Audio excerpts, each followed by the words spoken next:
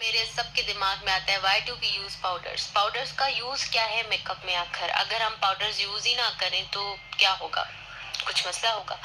तो जनाब, पाउडर्स जो है ना वो हमारे मेकअप में एक बहुत बड़ा रोल जो है वो प्ले करते हैं।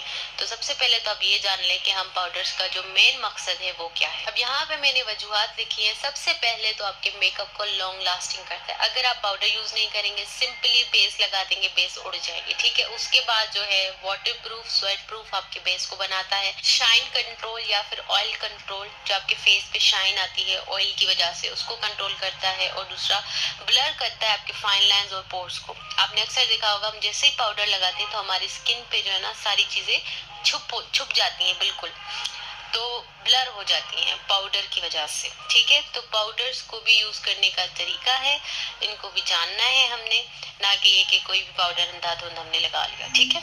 सारी बहनें कहती हैं कि हमें नोट्स की पिक्चर भेजें और आप इजी ले लें। कितने टाइप मिलते हैं और हमें कौन से टाइप वाला पाउडर रखना चाहिए और कौन सा नहीं रखना चाहिए, तो वो है कि हमें मार्केट में 4 तरह के पाउडर्स मिलते हैं, ठीक है। 4 तरह के पाउडर्स, सही है। सबसे पहला जो आता है वो लूज पाउडर आता है। लूज पाउडर के बाद कॉम्पैक्ट पाउडर, उसके बाद एचडी पाउडर या फिर फिनिशिंग पाउडर आता है, ठीक है। अब लूज पाउडर के अंदर भी जो है ना वो टाइप्स होते हैं। लूज पाउडर के अंदर भी पाउडर के टाइप्स होते हैं, ठीक है।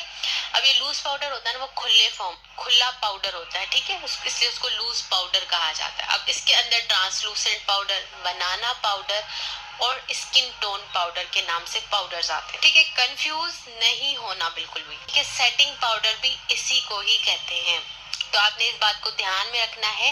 Loose powder also known as setting powder, ठीक है। ये जो पाउडर्स का काम होता है ना वो आपके बेस को सेट करना होता है, ठीक है, जगह पे उनको वहीं रोकना होता है। तो कंफ्यूज ये नहीं करना कि ये सेटिंग पाउडर लूज पाउडर क्या है। पहले जो बारी है वो होती है ट्रांसलूसेंट पाउडर की, ठीक है। ट्रांसलूसेंट पाउडर के बाद आता है जी बनाना पाउडर। ट्रांसलूसेंट पाउडर जो होता है ना उसका कोई कलर नहीं होता, वो व्हाइट होता है, ठीक है। अब ये किस स्किन पे यूज होगा वो सब मैं आगे चल के बताऊंगी, लेकिन ये जो है ना कलरलेस होता है, इसमें कोई कलर नहीं होता, मतलब आप कह नहीं सकते किस कलर का है, ठीक है। उसके बाद आता है जी banana powder. Banana powder yellow colour का होता है, लाइक बनाना, जैसे बनाना के नाम से ही जाहिर है कि ये बनाना जैसा होगा, सही है। इसका भी मैं आगे चल के बताती हूँ कि किस स्किन पे यूज होगा। उसके बाद आता है जी स्किन टोन। अब ये स्किन टोन क्या है आखिर? स्किन टोन जो लूज पाउडर आम हमें मार्केट में मिलते हैं हमारे स्किन के, लाइक अगर हम फेयर हैं तो फेयर आइवरी वगैरह जो शेड हम लेते हैं तो उस तरह से हमें ये अवेलेबल होते हैं।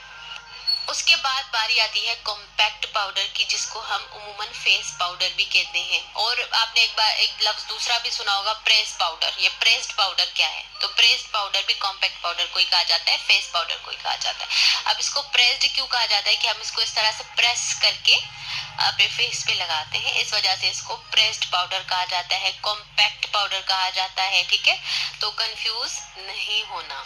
आ रही है जी एच डी पाउडर की। अब ये एच डी पाउडर क्या भला है?